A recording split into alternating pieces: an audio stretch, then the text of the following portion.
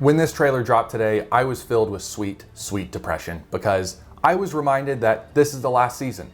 Real quick before we get into the trailer, if you didn't know, Netflix has canceled Castlevania beyond the 4th season.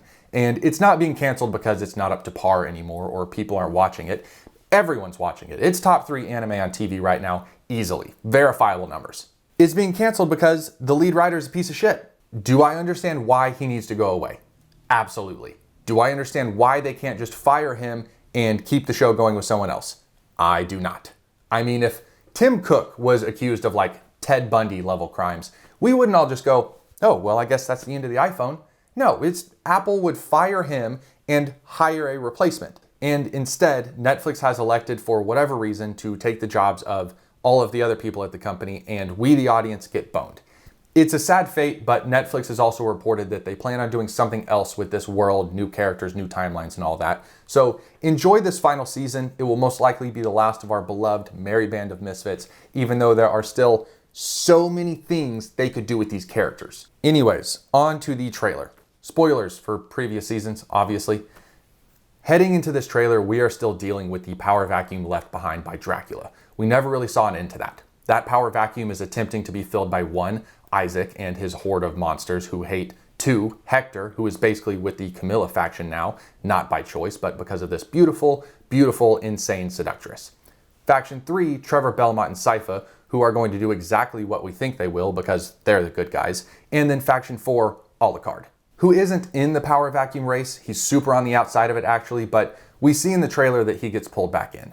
And I'm going to guess that's because we find out fairly early in the trailer that the goal of some vampires is to bring back Dracula, who we're going to call faction number 5. Now, one of the things this show does great is not having one center focal point. It balances many characters and stories separate from each other extremely well. But because we know it's the last season, I'm going to guess that there will be a focal point of Dracula's resurrection. It would bring a universal problem that would create conflict for storytelling purposes, and it'll be interesting to see how it all unfolds and comes together.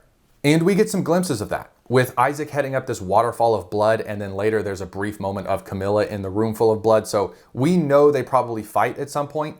The trailer also tells us that Hector is making new demons and shows us various people fighting said demons, including Alucard. So it'll be great to see a lot of these characters we have followed over the years finally back in one place. They've all been on their own quest for the better part of 2 seasons now.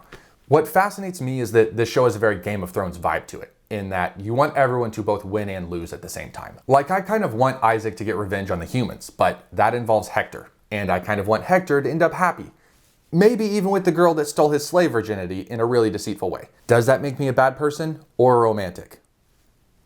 I also want Dracula to get revenge, because he was just chilling with his wife when they decided to murder his family, and I want Belmont and Sypha to win because, like, go humans, obviously.